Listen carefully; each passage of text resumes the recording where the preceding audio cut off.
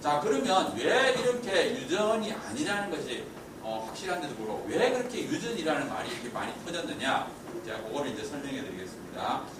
그것이 이제 결국 해머라는 연구 결과의 영향인데, 이 해머는 동성애자입니다. 이분이 1993년도에 사이언스라는 잡지에 사이언스 유명한 학술지예요. 거기다가 뭘 발표했는가 하면 남성 동성애가 X 염색체에 있는 어떤 XQ28이라는 어떤 유전자군과 상관관계가 있다.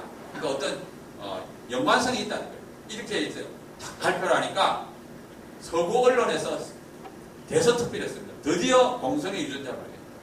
이제 정말 동성애는 유전이다. 동성애 유전자를 발견했다고 하면 탑뉴스가 된 거예요. 모든 언론이 그냥 떠들썩이. 항상 나쁜 것은 굉장히 떠듭니다. 어떻게 왜 그런지 몰라도 하여튼 나쁜 거는 엄청나게 떠들어요. 그러니까 이제 사람들이 1993년도에 이렇게 했죠. 근데 1999년도에 라이스라는 분이 XQ28 해머가 주장한 그 유전자 구원 안에 있는 그 유전자들을 이렇게 분석을 해서 살펴보니까 관련이 없다는 것을. 그래서 이제 사이언스에 발표했습니다. 1999년도에. 그리고 나서 2005년도에서는 정말 해머까지 포함된 연구팀이 이제 많은 가게, 그러니까 그전에는 한 40명 정도의 설문을 조사했다면 이제 좀 많은 것을 하고 하니까 결국은 상관관계가 없다. 이것을 밝혔습니다. 근데 보세요. 1993년도에 발표된 것이 2005년도에 대해서 비로소 아니다는 거예요. 그러니까 그 한 십몇 년 동안 이 서구 사회에는 유전이라는 게 과학적으로 밝혀졌다. 이게 이제 퍼진 거예요. 그러니까 이제 일반인들은 과학이 그렇다 그러면 할 말이 없잖아요. 그러니까 이제 일반인들이 이제 유전이라는 것이 이제 퍼져나가게 되고 또 학자들한테도 퍼져나가게 됩니다. 자, 그러면 이렇게 됐는데 또 동성애 옹호자들은 또 여기서 물러나지 않습니다. 자기들이 또 논리를 개발해내요. 그게 뭔가 몇 가지만 소개하면은 남성 동성애 유발하는 유전자가 여동생과 누나를 통해서 다음 세대로 넘어갑니다. 동성애자는 아기를 못 낳는데 그거는 맞아. 근데 그 똑같은 유전자가 여동생하고 누나에게 있어가지고 다음 세대로 넘어가고, 이 동성애자는 누나와 여동생이 자녀를 많이 낳도록 옆에서 도와준다는 거예요. 근데 이거는 말이 안 되는 게 뭔가, 동성애자들은 대체로 자기 가족으로 떨어져 나가고 관계를 안 합니다. 동성애자들은 자기 형제하고 이렇게 가까이 안 지냅니다. 그러니까 이거는 좀 말이 안 맞죠. 또 두 번째로는 이 남성 동성애자들이 아주 섬세한, 그러니까 여성적인 성품을 가져가지고 여자로부터 인기가 많고 자녀를 많이 낳는다. 이렇게 주장합니다. 근데 이것도 말이 안 돼요. 동성애자들은 여자에 관심이 없습니다. 그러니까 실제 남성 동성애자가 결혼할 확률은 한 15%. 그러니까 주위에서 막 결혼하라 하니까 억지로 이제 결혼하는 것이 15%니까. 근데 결국 이제 그런 사람이 자녀를 더 많이 낳는다. 이거는 좀 말이 안 되죠. 또 한 가지 이제 여기서 뭔가 하면 남성 동성애 유전자가 여성에게 있을 때는 왕성한 출산율을 갖는다. 이거는 이제 조금 뭐라 그러나 논문도 비슷한 논문도 나오고 그랬습니다. 그래가지고 정말 조사해 보니까 여성의 경우에는 자녀를 많이 낳더라 하는 논문도 나오고 그랬어요. 근데 사실 이것도 많지 않는 게 뭔가 하면은 여성이 자녀를 많이 낳는 것은 여러 요인이 있고 또 어떤 유전자가 이렇게 늘린다 이런 것은 발견된 적이 없습니다. 그래서 아까 제가 말씀드린 것처럼 동성애를 나타내는 유전자가 발견된 적도 없습니다. 발견된 적도 없고 그냥 요거는 자기들이 그 논리를 가발한 거예요. 그걸 이제 그걸 피하기 위해서 만들어낸 논리에 불과하다는 것을 말씀드립니다. 자, 유전은 아니다고 제가 말씀드렸지만 이제 선천적이다 하는 걸 또 주장했어요. 그러니까 선천적이지 않다는 것을 제가 또 말씀드렸어요. 이게 또 굉장히 여러 가지 주장들이 있습니다. 그래서 이 엄마 뱃속에 있을 때 호르몬 이상에 의해서 태어날 때부터 동성애를 하도록 몸이 형성되었다. 그래서 어쩔 수 없이 한다. 여기 이제 주장이 있습니다. 자, 첫 번째로는 이제 어릴 때 생긴 문제라고 하는데 여기서 보면은 이 어릴 때 태아기의 문제에 의해서 생기는 이런 질환이 있습니다. 이건 역시 0.5%보다 작아요. 그래서 이 엄마 뱃속에서 태아기 때 문제에 의해서 생긴 현상이라고 보기에는 빈도가 너무 높다는 겁니다. 두 번째로 이제 크게 이제 주장하는 것이 두뇌입니다. 두뇌. 태어날 때부터 이 두뇌가 동성애를 하도록 형성됐다.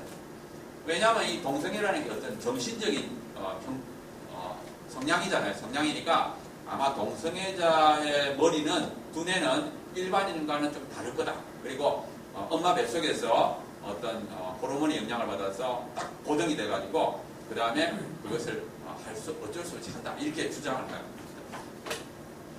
자, 그렇게 된 이제 또 한 가지 것이 이 리베이라는 사람. 이것도 동성애자들 이분도 1991년도에 이 리베이라는 사람이 논문 역시 사이언스에다 발표했어요. 유명한 자료인데 두뇌의 어떤 영역이 시상학의 어떤 영역이 남성 동성애자가 여성과 비슷하다. 이렇게. 그러니까 이분은 죽은 사람, 동성애로 죽은 사람과 일반인들을 이렇게 비교해서 어떤 특정 영역을 보니까 남성 동성애자는 여성의 두뇌와 비슷하다. 자, 이렇게 또 사이언스에 1991년도에. 그러니까 역시 이제 일반인들은 아이고 동성애자들은 두뇌가 어쩔 수 없이 두뇌 때문에 어쩔 수 없이 한다. 이렇게 이제 또 오해가 퍼집니다. 이게 1991년. 제가 연도를 이렇게 말씀드리는데 1990 그때 막 쏟아져 나옵니다.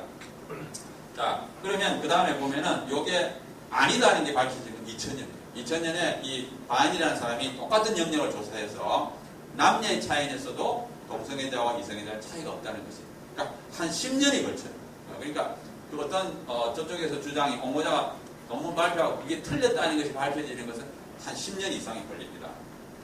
그 외에도 또 1992년도에 알렌이라는 사람이 양쪽 뇌를 연결하는 정교련이 또 여자는 남자보다 크고 동성애 남자는 이성애 남자보다 크다. 그러니까 동성애 남자가 여성과 비슷하다. 그래서 동성애자가 됐다. 이렇게 주장한 논문이 1992년에 나왔고 2002년도에 역시 차이가 없다. 아까 말씀드린 것처럼 10년 이후에 그게 아니다는 것이 밝혀지겠다. 그러니까 이런 논문이 지금 1990년 초반에 막 쏟아져 나오니까 많은 사람들이 이제 과학적으로 과학자들이 그런데 선천적이래 이런 것이 이제 서구 사회에 확산되는 영향이 됩니다. 그래서 조금 전에 말씀드린 것처럼 결과가 서로 상충하고 또 두뇌의 크기를 보고 우리가 측정하는데 죽은 사람의 어떤 특정 영역의 크기가 얼마나 되느냐 이거는 이제 주관적인 연구자가 어떻게 측정하느냐에 따라서 다르다는 겁니다. 그리고 이제는 그 호르몬이 그 엄마 뱃속에 있을 것만 나오는 것이 아니라 매번 이렇게 나온다는 것이 잘 밝혀져 있어요.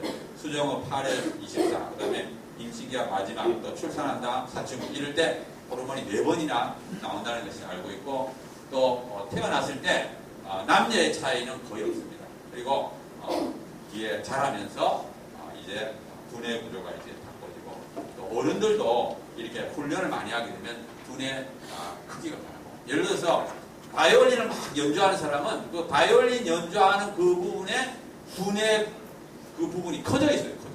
그러니까 예를 들어서 우리가 동성애자가 어떤 부분이 커져 있다 그거는 태어날 때 커져 있는 것이 아니라 동성애를 자꾸 하다 보니까 그 관련된 부분이 커질 수도 있습니다.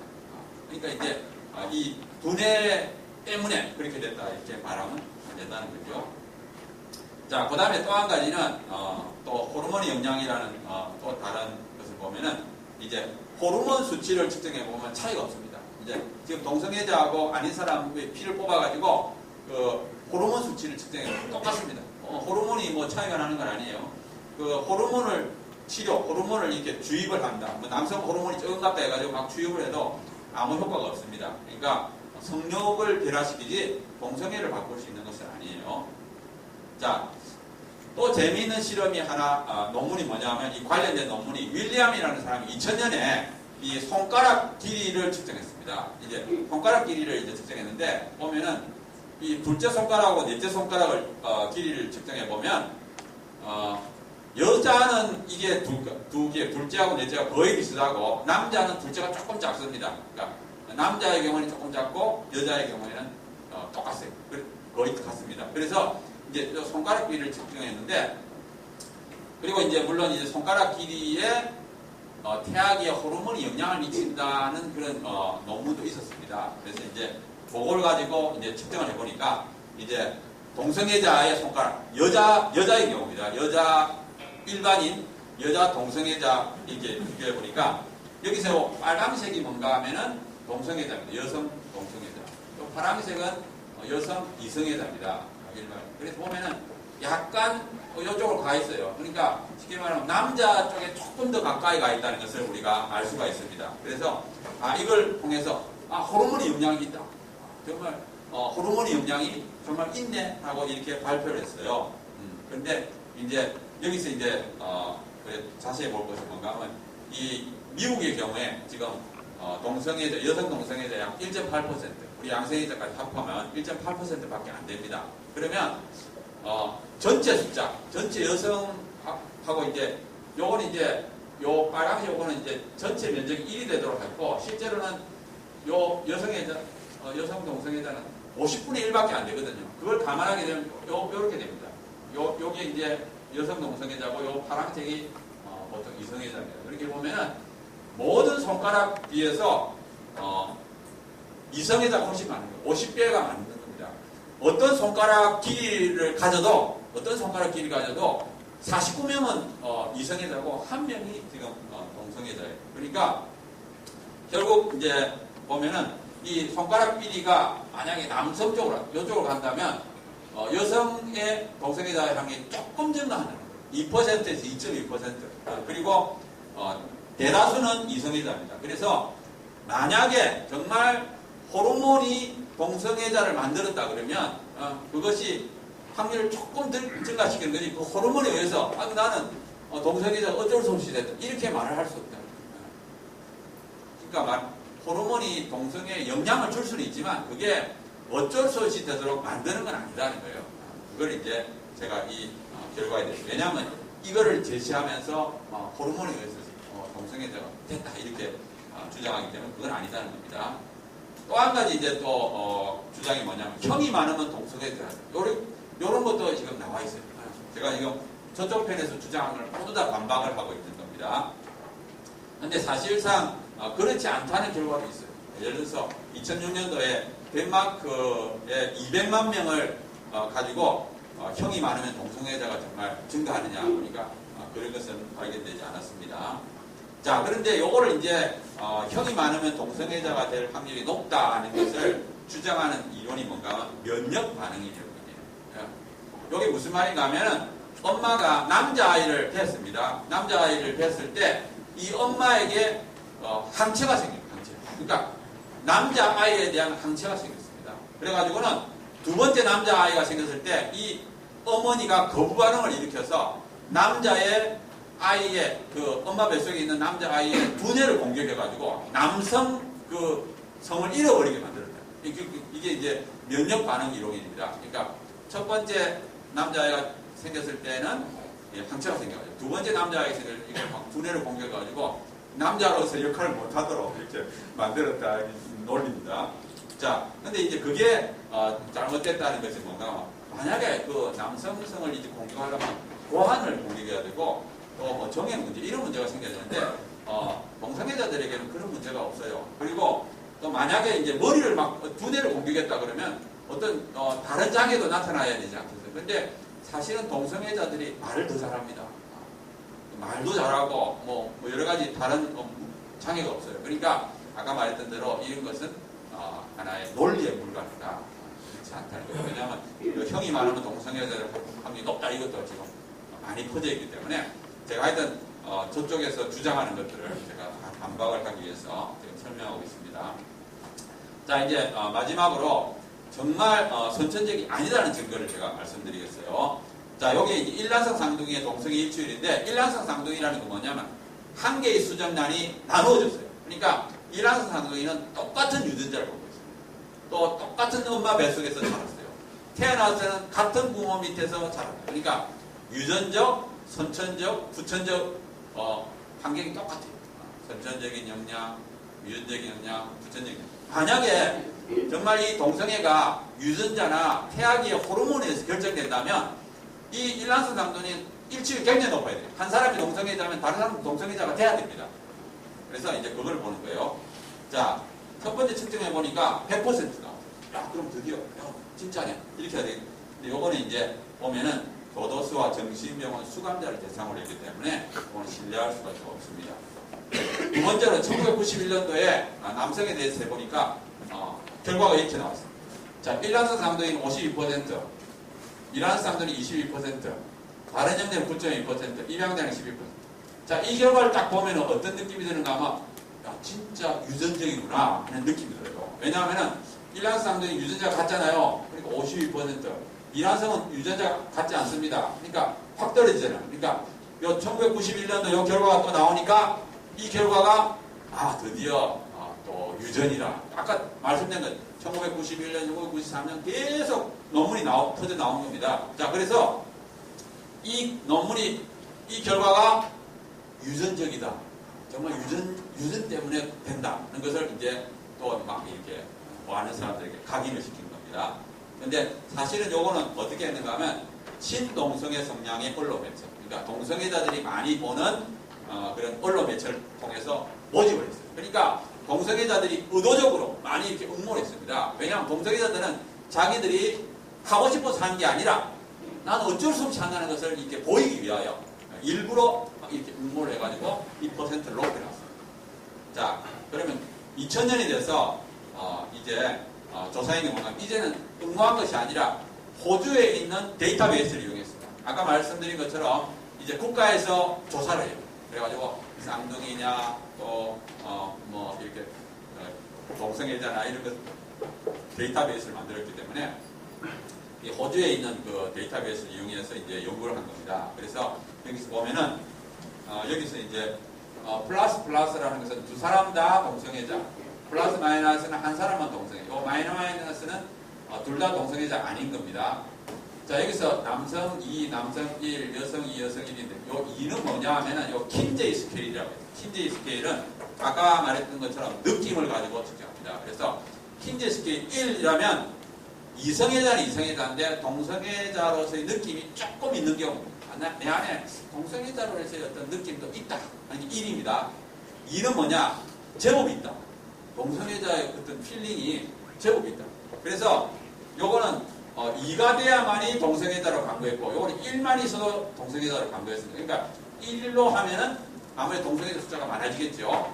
그래서 여성이 1, 여성이 2가 되고 그 다음에 요 PR하고 PA가 있는데 요 PA는 우리가 흔히 말하는 일치율입니다. 그러니까 예를 들어 두 쌍 중에 한 쌍이 됐다면 50%를 해요. 근데 요거 PR로 하면 요건 뭐냐면 가중치율입니다. 일치하면은 2배를 줘요. 그래서 이분도 논문을 발표했고 PR을 발표했습니다. PR을 발표해서 결국은 어떻게 되는가 하면 원래는 9쌍 중에 한 쌍이 일치했습니다. 그러니까 9쌍 중에 한 쌍이니까 11%죠.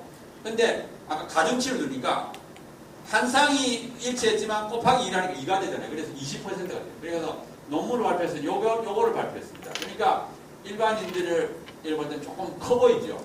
커 보이는데 실제로 여기서 보다시피 우리가 한 이 정도는 돼야 돼요. 느낌이 조금 있는 거를 동성애자로 간과한 요거고. 그래서 보면은 일치율을 보면은 남자의 경우에는 11%, 여성의 경우에는 13%, 또 가중치를 좀 이렇게 되고 만약 1이랑 조금 있는 경우까지 하면 23%, 혹은 17% 이렇게. 그러니까 아까 말했던 것처럼 아주 이제 줄어든 거예요. 그러니까 남자의 경우에는 9쌍 중에 한 쌍.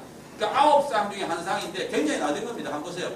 똑같은 유전자, 똑같은 엄마 뱃속에서 자라고 태어나서도 똑같이 자라고. 그런데도 9쌍 중에 한 쌍. 그러니까 9명 중에 8명은 동성애자가 안 된다는 거예요. 한쪽이 동성애자다. 그래서 이 결과가 뭘 나타내는가 하면 유전자나 호르몬에 의해서 결정되지 않는다는 것을 아주 분명하게 나타내는 결과가 되겠습니다. 자, 그 다음에 또는 이게 이제 자기 의지와 관계없이 형성된다. 이게 이제 도덕 교과서에 이게 실렸더라고요. 하도 황당해가지고 이제 반박을 하는데, 첫째는 과학적인 근거가 없습니다. 의지와 관계없이 이걸 뒷받침할 근거는 없어요. 두 번째로는 우리가 어떤 행동 양식이 형성됐을 때 자기 의지가 몇 %로 의지하고 상관없는 요인이 몇 %, 이거 알 수가 없습니다. 우리 마음을 어떻게 분석해가지고 의지가 몇 %, 의지 아닌 요인이 몇 %, 이게 알 수가 없어요. 그리고 사실은 우리는 기계가 아니에요. 어떤 요인이 온다고 해서 그것대로 뭐 이렇게 오토매틱하게 결정되는 게 아닙니다. 다 자기가 의지적으로 선택하고 반응을 해서 어떤 환경이나 요인을 이렇게 선택을 하는 거죠. 그러니까 의지와 상관없이 동성애가 형성되죠. 이거는 좀 말이 안 되는 거예요. 합리적이지도 않습니다. 또 한 가지는 이제 아주 어릴 때 형성돼서 책임을 물을 수 없다. 이런 주장도 있습니다. 그러니까 우리가 동성애를 처음으로 느끼는 게 몇 살이냐 이렇게 질문하면은 어떤 사람은 뭐 5살, 또 어떤 사람은 뭐 10살, 또 어떤 사람은 뭐 15살 이렇게 변합니다. 아무래도 동성애자들은 조금 나이를 적게 말하는 경향이 있겠죠. 왜냐하면 내가 알기도 전부터 동성애 느낌이 안에 있더라. 이렇게 하면 자기 책임이 아니잖아요. 근데 여기서 이제 내가 말씀드리고 싶은 것은 어릴 때 동성애자로서 어떤 느낌, 경향이 있어도 이게 확정된 게 아닙니다. 어떻게 보면 그 하나의 씨앗이 마음에 떨어진 거예요. 이게 아까 그 씨앗이 왜 떨어졌느냐? 뭐 부모의 영향일 수도 있고 친구의 영향일 수도 있고 다양한 영향 혹은 문화, 뭐 우연히 본 뭐 이렇게 뭐 포르노라든지 이런 거에서 이 씨앗이 떨어져요. 근데 씨앗이 떨어졌다고 해서 그 사람이 동성애자가 되는 거예요. 그것이 자꾸 자라서 그냥 이 마음을 완전히 점령을 했을 때 동성애자가 되는 거예요. 그러니까 어릴 때 이 경향이 있다고 해서 그게 확정적인 게 아닙니다. 그 다음에 그것을 잘하게 할 것이냐, 잘하지 않게 할 것이냐는 자기의 의지입니다. 그러니까 결국 성인이 되어서 동성애자가 되었다는 것은 내 마음속에 씨앗이 떨어져서 그 씨앗 때문에 난 동성애자다. 이렇게 말하면 안 된다는 거예요. 왜냐하면 그 씨앗을 키운 거는 자기거든요. 자기가 결국 그걸 자꾸 키워가지고 완전한 성인, 동성애자가 됐기 때문에 그거는 책임을 피하면 안 된다는 거예요. 그리고 우리가 교육에 의해서 권장을 하면은 그게 강화가 됩니다. 그리고 억제하면 살아요. 그러니까 사실은 이제 서구 사회는 자꾸 권장하고 있습니다. 그거 괜찮다. 니 그거 해라. 이렇게. 오히려 막 이렇게 부추기고 권장하니까 점점 많아져. 최근 들어서는 서구 사회의 동성애자가 숫자가 늘어나고 있습니다. 자, 그 다음에 이제 또 말하고 싶은 건 치유 불가능입니다. 왜냐하면 이 동성애자들은 나는 정말 고치고 싶었는데 못 고쳤다. 어쩔 수 없다. 이렇게 주장하는데 실제로 많은 고침을 받은 경우가 있습니다. 이 전문가들이 고친 사례들이 많이 있어요. 또 실제로 지금 치유된 경우도 있어요. 예를 들어 여기서 말하는 이호나 목사라는 것은 이태원에서 그 동성애자를 위한 술집을 크게 운영하던 겁니다. 그런 사람이 결국 이제 변화가 되고 또 뭐 보다면 레즈비안이라는 잡지를 만들었던 어떤 동성애 단체의 회장이었던 사람 이런 사람들도 다 고침을 받을 수 있다는 겁니다. 또 일단 고침을 받은 사람들이 다른 사람을 도와준다는 이거 전 동성애 단체. 마치 알코올 중독 환자가 알코올 끊고 나서 알코올 도와주는 걸 AA 모임이라고 그러거든요. 마찬가지입니다. 이거는 이제 동성애자였다가 동성애 벗어난 사람들이 이제 다른 동성애자를 도와주는 단체가 많이 있습니다. 우리나라도 있고 전 세계적으로 많이 있습니다. 자, 그러면 왜 이렇게 동성애자들은 유전이고 선천적이라고 주장하느냐? 첫 번째는 자기 합리화. 나는 하고 싶어서 한 게 아니다. 어쩔 수 없이 한 거죠. 자, 그거에 합리화하고 두 번째는 강한 중독성입니다. 정말 자기도 끊고 싶었어요. 아무리 끊으려도 끊어지지 않습니다. 그러니까 나중에 나는 어쩔 수 없이 동성애를 해야 되는구나. 이렇게 아까 말했던 깊이 빠지면 나오기 정말 어렵습니다. 그리고 세 번째는 아까 그 학자들, 동성애 학자들이 계속 아까 1991년, 1993년 막 계속 제가 몇 가지만 예를 들었지 여러 가지 논문을 이렇게 발표하니까 그게 사회에 퍼졌어요. 퍼지고 모든 많은 사람들이 동성애는 선천적이다. 그렇게 이제 인식을 하고 설득을 당한 거죠. 그래가지고 기독교인이나 뭐 기독교 단체에서도 불쌍히 여겨야 된다. 어쩔 수 없이 한다니까 이렇게 된 겁니다. 자, 그 다음에 이제 제가 말씀드리고 싶은 것은 동성애는 비정상적이고 예의자하고 밀접한 관계를 가지고 불행하다는 사실을 이제 부정적인 면을 좀 강조하고 싶습니다. 제가 이제 동성애는 비정상적이다. 제가 이거 비유를 했는데 마치 이거는 코로 음식을 먹는 것 같다. 우리 밥은 입으로 먹고 코로 숨을 쉬어야 되는데 이거는 코로 음식을 먹으면서 이거는 뭐 자기가 정상이다 이게 주장하는 것 같아요. 그러니까 우리 인체 기관은 하나의 기능을 하기에 딱 정해져 있습니다.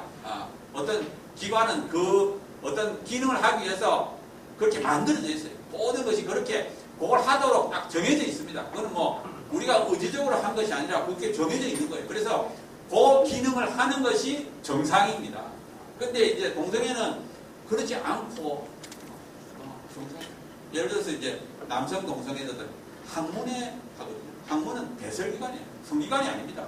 우리 성기관이라고 따로 있어요. 따로 있는데 배설기관에 하면서 그걸 정상이라는 거예요. 그래서 남성 동성애자들은 거의 얘기를 하게 되는데 많은 문제가 있습니다. 예를 들어서 뭐 나중에 나이가 들면 또 대변을 보관하기가 조금 어렵습니다. 그런 문제가 많아요. 또 보면은 항문 바로 위에 있는 것이 우리 직장인데, 항문 바로 위에 있는 것이 직장인데, 직장은 아주 얇은 한 층의 세포막으로 되어 있습니다. 왜냐하면 물도 빨아들여야 되고 이렇게 해야 되기 때문에 아주 얇은 층으로. 그래서 조금만 이렇게 찌르면 거기 피가 나고 찢어지고, 그래서 그걸 통해서 균이 감염이 되는 겁니다. 그래서 굉장히 많은 병이 이렇게 전달이 되고, 또 에이즈나 또 B형 간염 이런 것들도 다 이제 전염이 되는 거예요. 그래서 여러 가지 수많은 우리 일반인들이 잘 모르는 질병까지 이렇게 걸리게 됩니다. 또 그뿐만 아니라 이제 그 항문 성교 후에 구강 성교를 한다. 이렇게 해서 바로 바이러스가 구강으로 가는. 그래서 우리 장티부스 같은 거는 수인성 전염병인데도 불구하고 성행위를 통해서 전염이 되는 그런 결과를 낳습니다. 자, 또 한 가지는 이제 에이즈와의 관계입니다. 이게 아주 밀접한 관계인데, 통계를 말씀드리면 우리나라 통계 2010년도를 보면은 약 7,600명 이렇게 되는데 남성이 90%, 그러니까 대다수가 남성입니다. 남성이고, 또 이 에이즈 환자 중에서 43%가 동성애로 감염이 되어 있습니다. 그러니까 한 절반 가까이가 그리고 이제 아까 우리가 동성애자의 비율을 약 0.1%라고 보면 일반인에 비해서 약 750배 정도 높다. 그리고 또 에이즈에 관련된 논문을 보면은 고위험군으로 남성 동성애 집단과 율락여성.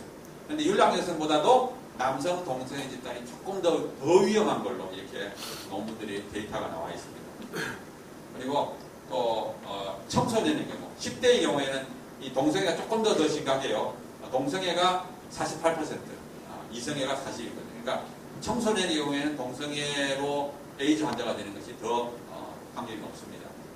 또 외국도 마찬가지예요. 중남미에 약 160만 명, 2007년도 통계인데 한 절반이 동성애로 감염이 됩니다. 자, 그럼 왜 이렇게 동성애자들에게 에이즈 환자가 많으냐? 그 이유를 제가 말씀드리면 좀 관계가 복잡하고 문란합니다. 이게 1974년도 통계를 보면은 32%가